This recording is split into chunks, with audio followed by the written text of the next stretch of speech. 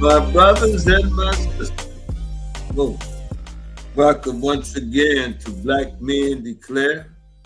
I am the Godfather, sitting here Mike's side with my brothers, Cyber Aki and Dr. William Tell. We welcome you once again to Black Men Declare, where we come with an intent and express purpose to share with you from the black male perspective. We are oftentimes beat up and beat down, and rarely do we have an opportunity to come together and share how we see life in America and around the world.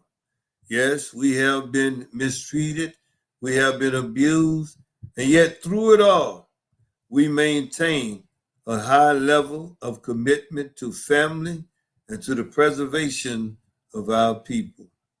We thought we'd come tonight and just chat a little bit amongst the brothers. Not to take up a lot of your time, but to share about the dysfunctionality of America itself. Some of you are probably scratching your head and wondering what's going on and why is this happening and why is that happening. You're seeing so many things are going on.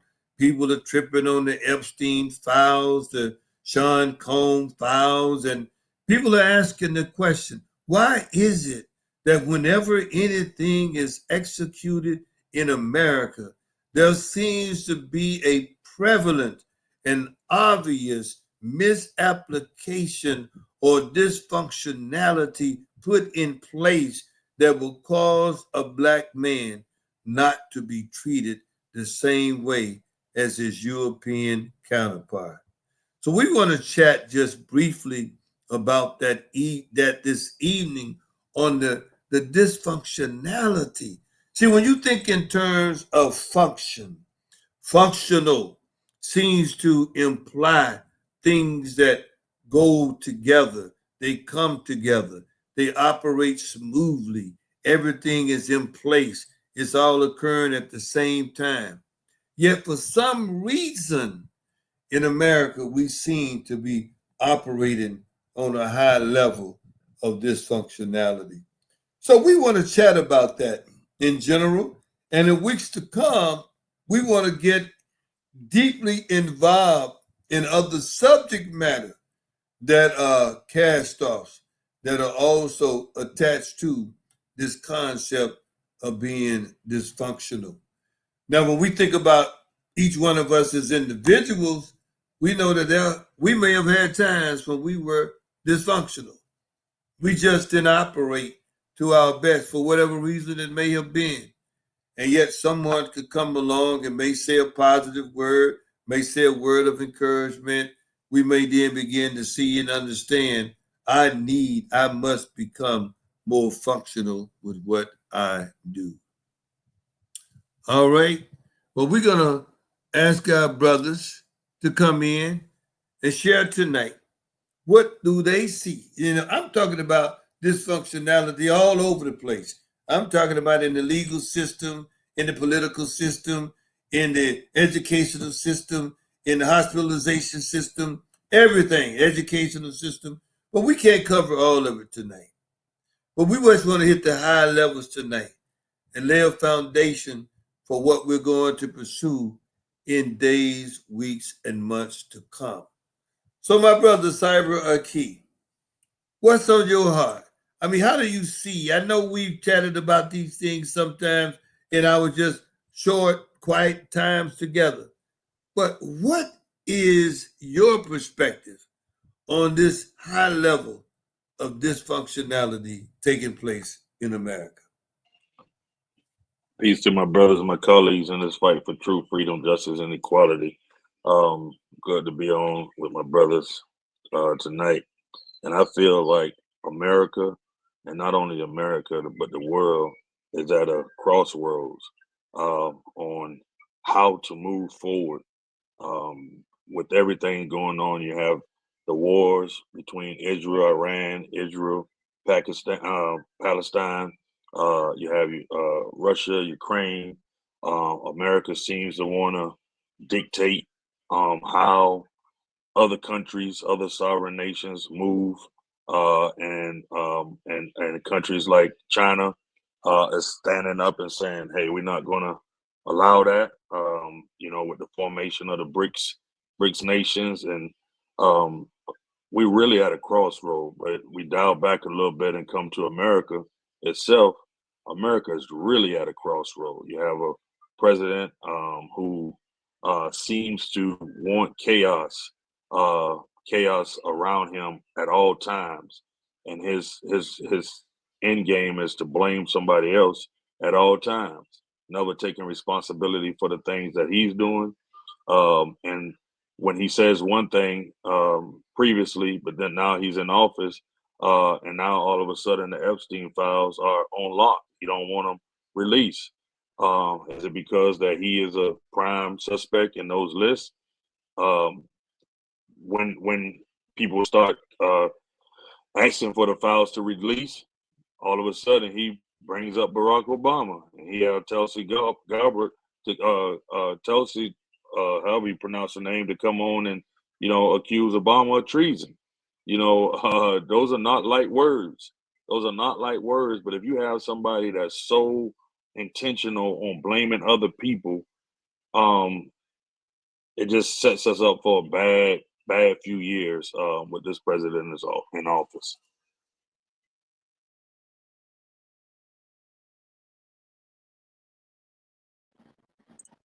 You're on mute, brother.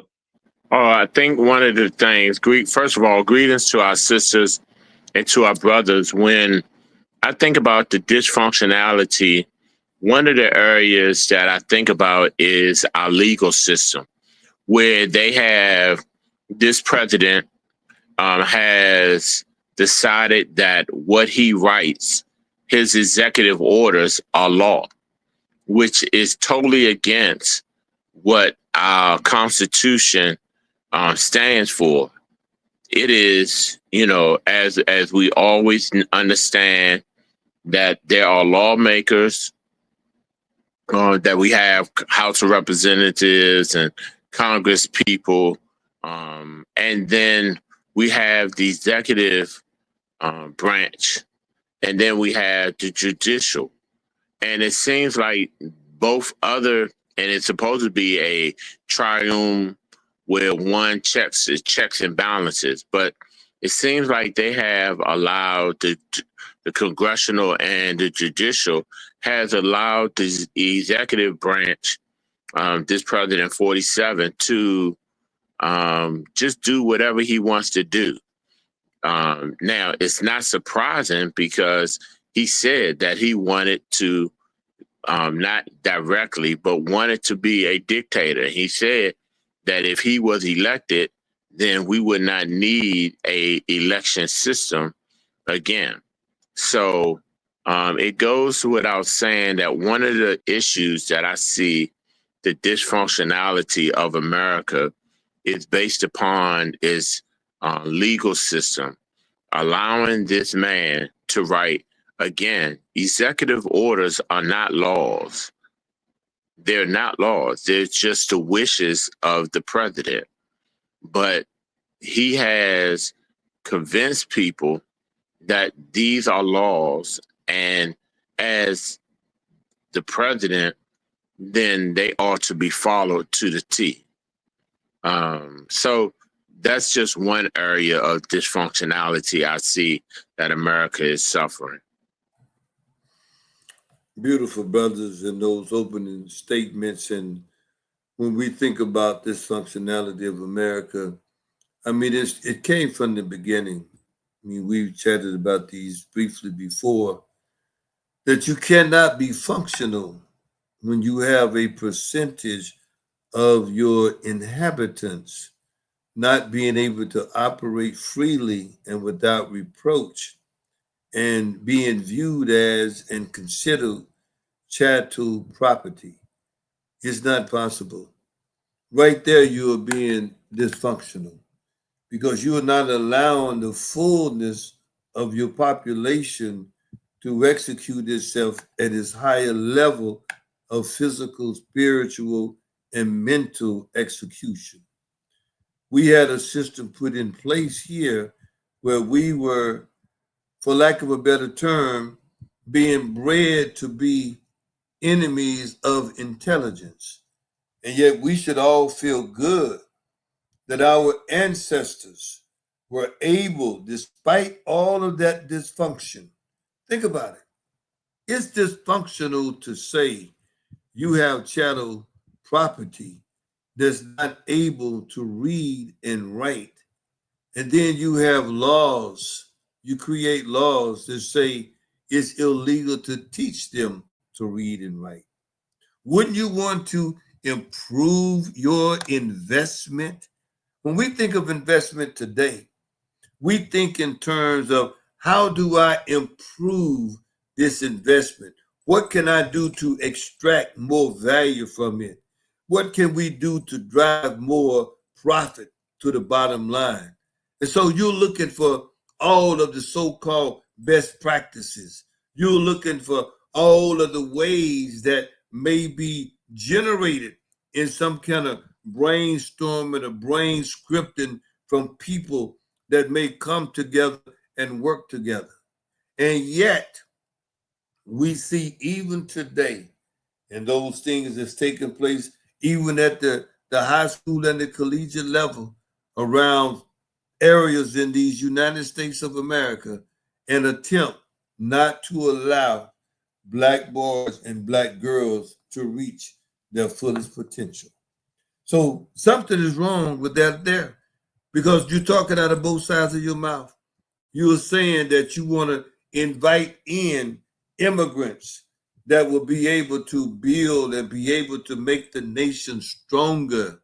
Yet those people that are right here already in the nation, you are passing laws that would undermine, that would not allow them to become all they could be simply because they don't have the same opportunity and information and systems in the digital world. Let's say, for example, that students that may be in other parts of a city or other parts of a state.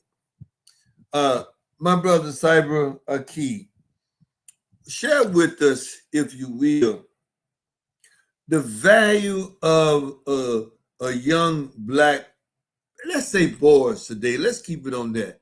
The value of a young black boy learning and being exposed to the intricacies, yet the fulfillment of learning how to get his hands wet in digital technology. That's a powerful and loaded question. I always felt like the digital or information systems and or computer technology or whatever you want to say. I always felt like it was the great equalizer. Even going to school in that arena and seeing young men go from being baggage clerks to making over 150, $200,000 in less than a year. I always felt like it was the equalizer. But as I got deeper into it, I found that it is an equalizer. It can set you and your family up real good. But some of the we be we are at the a lot of times we get into these arenas and we don't always go above and beyond um, to maximize every opportunity that we have in these areas. Just like I read something recently, like the number of black folks that are experimenting with AI or are in the room with the creation of these products or these engines are very low, and that's quite concerning that we are not at the table when it comes to the implementation of these AI systems and how it trains itself to learn about things. We don't have the big seats in these arenas. It is definitely something to be concerning about. But technology, if we do it right, black people, it still can be the greatest equalizer that the world has seen. And I give credit to the young brother Ben X, who opened a trade school in Atlanta here recently, and one of the major components is AI, which he, from what I read, partnered with Microsoft to bring that tech, to get Black people more involved in the AI aspect, not just being users, but being creators and thought leaders in that space. So I continue to believe, and I will continue to believe, that it is the greatest equalizer. But as Black people, we have to do better with getting bigger seats at these tables. That's powerful, my brother. And because we do need to get to the table, we so often want to put everything in a box, and that breeds dysfunctionality. When we try to put everything in a box, we try to think everybody's got to be a basketball player, everybody's got to be a football player, everybody's got to be a tennis player, everybody's got to do something in the world of sports. But we need to break out of that world of sports. We've had great people that's achieved great things. Yet we want to see to always push everybody. Now don't get it twisted. I played sports all my life, enjoyed competition and all of that.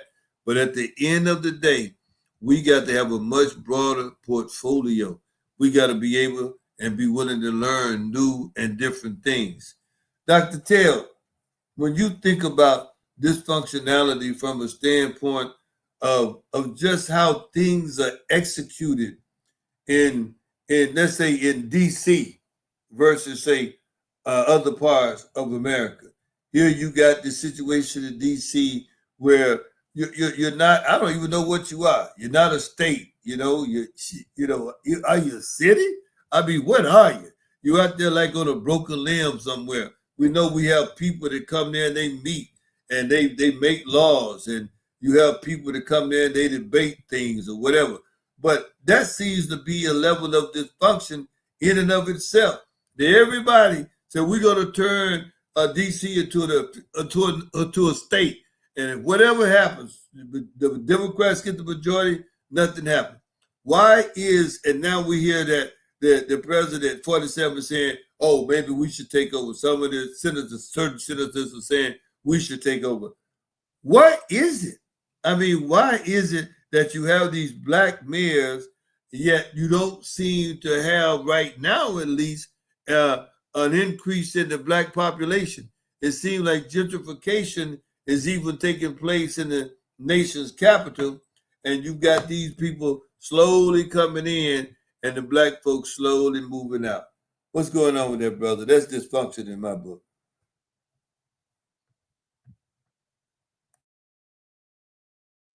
Excuse me. On the first subject, we are what is called a city.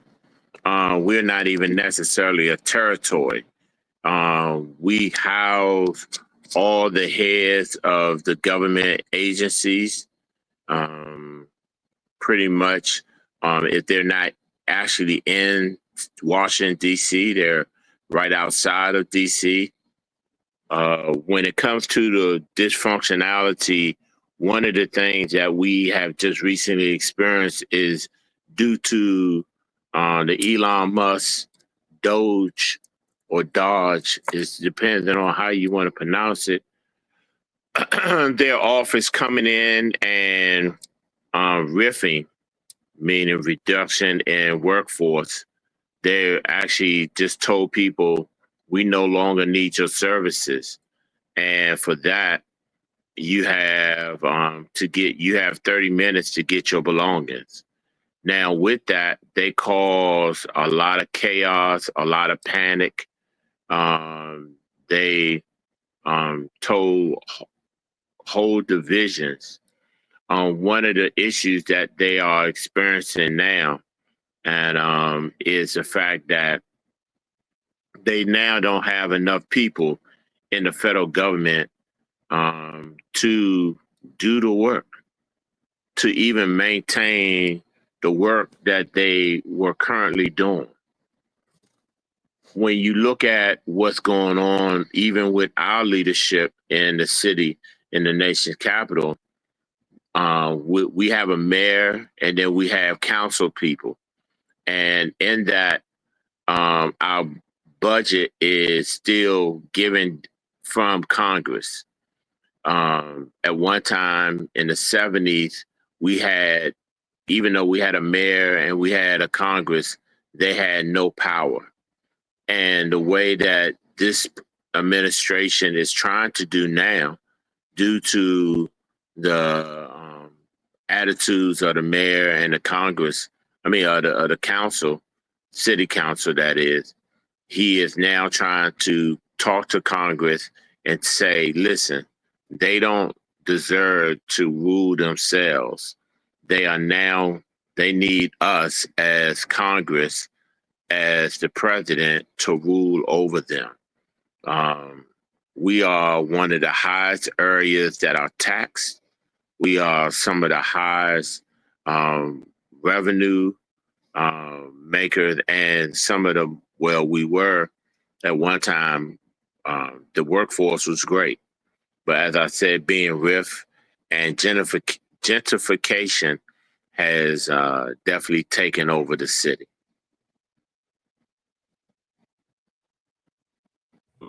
You're I on mute, know it's brother. Okay. someone that has been there and lived their entire lives. It must be somewhat disconcerting to see what's taking place around the city. You know, when you think about, Howard University and all of the great things that have happened there. We were chatting the other day about the dysfunction of even the Supreme Court, and how some of the thinkers on that court seem to have lost their way in jurisprudence and understanding what the concept of fairness may be about. But this last thing, perhaps we could chat just briefly. We know we're touching the surface, and we'll come back and get much deeper later on. Is that in somewhere around 1950, Dwight Eisenhower made a statement that we need to be careful of the military industrial complex. And I know that, even though some of us are in our 70s, we still may not have even been around when that statement was made. But when we look around the world today, we see where the military industrial complex has played an extremely important role in America becoming the theoretical alleged global power that it is. That with the ability to speak one language. The one language capability, I believe, is the number one thing that enabled America in a very quick order become the number one economy, the number one military power in the world. And yet, even with that, we can see the dysfunction in the application of military execution. Now, I'm going to tell you, I'm not a military person. So, what all I say, I'm speaking from a standpoint of the researcher. But in my research, I discovered that America, the policeman of the world, the nation that brings peace to everywhere, that there's no other nation since 1950 that's bombed more nations than the United States of America. There's no other nation that sold more arms than the United States of America. There's no nation, and this may not be military, but it just still shows the prowess that creates pornography activity than the United States of America. So now when we begin to look at regime changes, there's no nation that's created or influenced more regime changes than the United States of America. So my brothers, Cyber Archie, how do we then as citizens reconcile this dysfunctionality that we supposed to be the home of the land, home of the free, home of the brave, and land of the free, and all of this? Yet everything that we seem to have done on a global basis, we either plant a base in a country, over 180, my understanding, or we're setting up somebody that does not adhere to our desired outcome and strategy for them to fail. And with the most recent, what we are still to this day, I'm trying to understand, we bombed Iran. And Iran, again, according to the research, has not invaded a country for over 200 years. And yet we would tell our American public that we needed to bomb Iran for national security interests. Come on, my brother. What's on your heart with that? Well, I see it as two problems. First, as the one how you eloquently stated, as far as us planting bases all over the world, trying to dictate sovereign countries and how they move. But the biggest issue I see right now is that we have a military tied to a guy that's unstable in all his ways.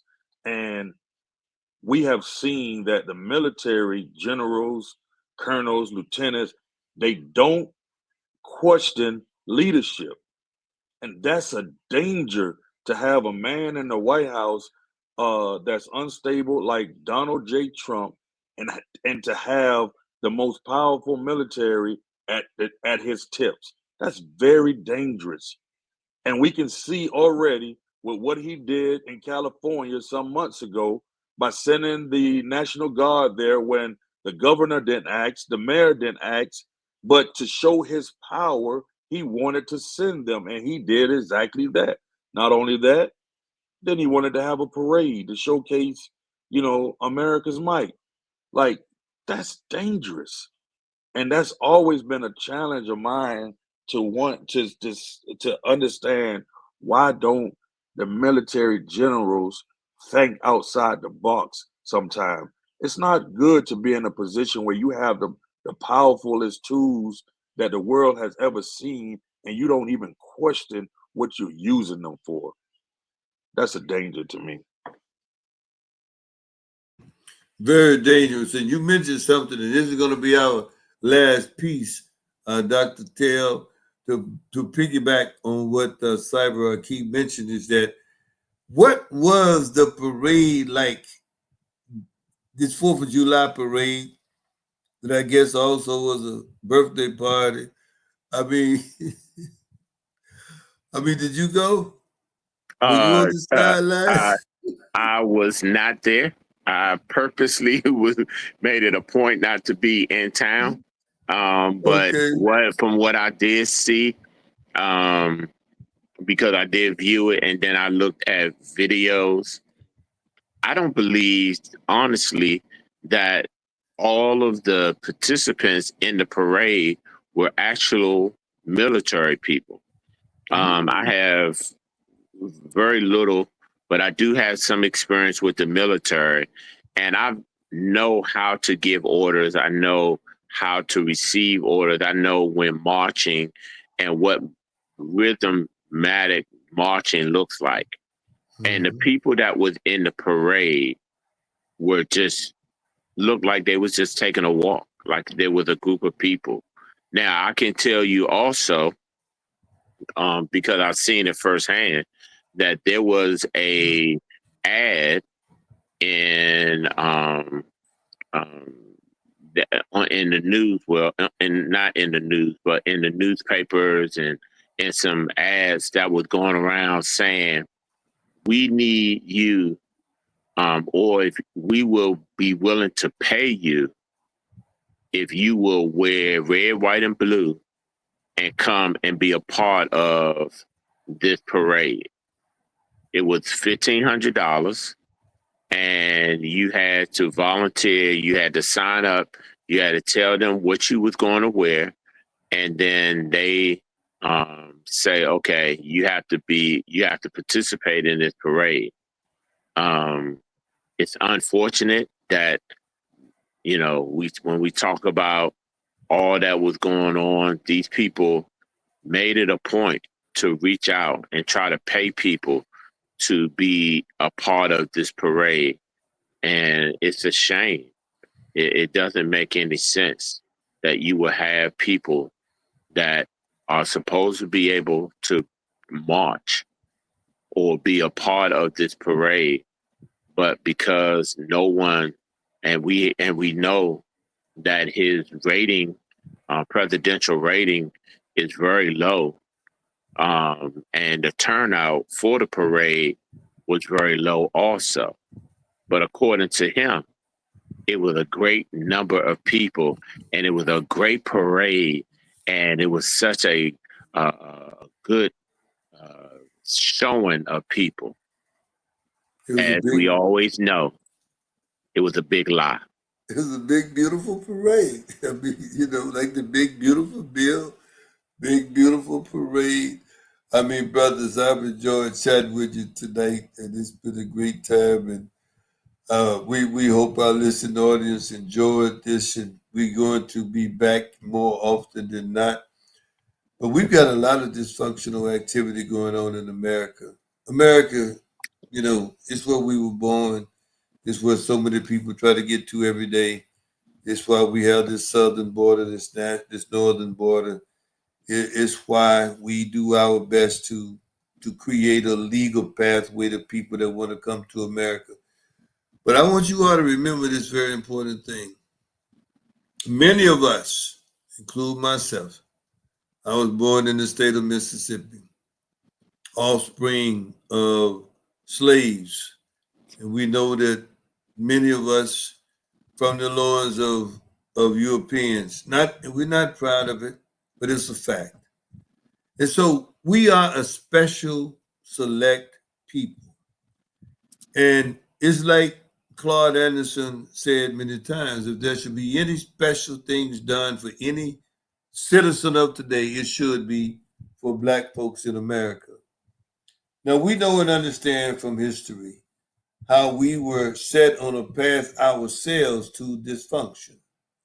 And that dysfunction, most of the time, as our brother alluded to earlier, was to take on and embrace the very things that will cause us to self destruct. It's dysfunctional for us to embrace systems that undermine our capability. It's dysfunction for us to accommodate in everything that we do. I remember I was part of desegregation in 1968. And being part of that desegregation in 1968, we were very proud to go into those predominantly white schools in the public sector to prove that we could compete academically, to prove that we could compete athletically. And see, so many of us, we have become lost. People don't know, don't realize, they don't seek out who are those people that was part of that 1968 order to desegregate not only school systems in America, but lunch countertops and sleeping places and everywhere else. Before then, the dysfunction of this so-called great place, if you was traveling over the highways, there were towns that you should not stop at called sundown town. There were places I remember going back down south after moving to Detroit that you just didn't stop. You packed your lunch so you could make it without stopping except for gas on some interstate highway. But I'd like for our brothers to come back and just give couple closing, real brief closing comments. Is that what are we going to do? Because we got to have some forms of at least strategy for even leveraging and getting around the dysfunction of the macro system. And as we move into the micro, what can we do as Black men in America to make a difference? Come on, my brother, Cyber Key. For me, I think we have to continue to teach the younger generations to make sure that they are all in on the freedom, justice, and equality of Black people. Um, and we have to keep educating ourselves on whatever technologies that are going to be ruling the world in the next 100 years. We have to be at the top. We have to be major players in that atmosphere. We can't have Sam Altman. We can't have Elon Musk. We can't have Jeff Bezos. We can't have uh, uh, uh, uh, Tim Cook from Apple. We can't have them or Zuckerberg, and you not name one black person that has a similar technology. Now, I think that's why they try to keep us from the Nigerians and from people in Africa, because now when you go to Nigeria, there are some major power players. But see, they need us and we need them. And I think that's the next wave of us figuring out how to bridge that gap between Black Americans and our brothers in Nigeria and Ghana and Kenya and South Africa. We have to bridge those gaps because there are some major players in those markets over there because they grew up on only seeing black people as the top in their country. So we have to bridge that gap, and I think we could help each other in this next 50 years to catapult ourselves in those same atmospheres as the Zuckerbergs and Altman and Elon Musk. So I think that's the major points that we have to do. Yeah, I totally agree. I think that one of the things that we have to do is go back to what helped us in the early 19th century or 21st century, rather, or 20th century, when we looked out for each other, when we bargained and borrowed from each other, how we looked out for each other, how we established black towns and black businesses and supported one another before spending our money outside of our black businesses. We also need to get back to the place of inventing again, where even if we are not the creator, we can always improve whatever creation we get our hands on. So I think that those are the areas that we need to push our young people into.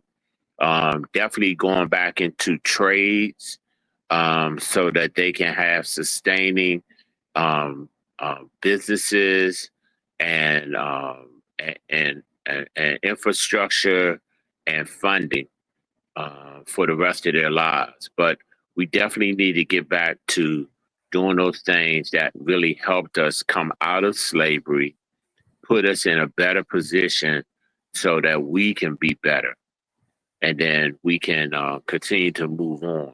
And even if we have to pull out, as Brother Marcus Garvey used to say, if we have to pull out, at least let us pull out with the best of the best. Amen. Powerful, brothers. And I would just close with these thoughts. Is that we all both said something. When we see black folks be successful, when we see black folks in businesses, that gives us something happens inside of us.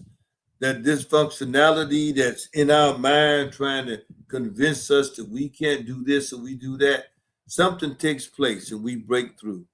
I know growing up in Mississippi, and I was only there for about 13 years of my life, it put in me a reality or a belief that all things were possible because I had a chance to see, like you just said, Dr. Tell, black businesses, and that included restaurants, it included funeral homes, it included dry cleaners. I mean, all of the things. And the only thing it did not show then that we are still weak in today was in the area of manufacturing. The European has done everything he can to keep us out of manufacturing. When you look at the table of nations and when you look at the gifts of nations, you always find that where we allegedly come up short, and this is according to Dr. Julian, Walker, who is the so-called dean of black businesses globally, that we yet still today must master that art of manufacturing. Now, this is not easy. Think about what is 47 talking about? Bringing manufacturing back to America, even if it means it's going to cost the American consumer in the short run more money than they're spending right now. So that means, again, we can learn from the European. We must leverage Africa. And I just encourage all young brothers, all young sisters, if you have an entrepreneur zeal, don't forget about Africa. This is The Godfather, Mike Side, with my brothers, some cool brothers. Aren't those brothers cool? Cyber Key and Dr. William Dale. Until next time, hit that like button, hit the subscribe button, share with somebody else. Make us make you better. You make us be better by sharing with someone else. Until next time, The Godfather, peace and love.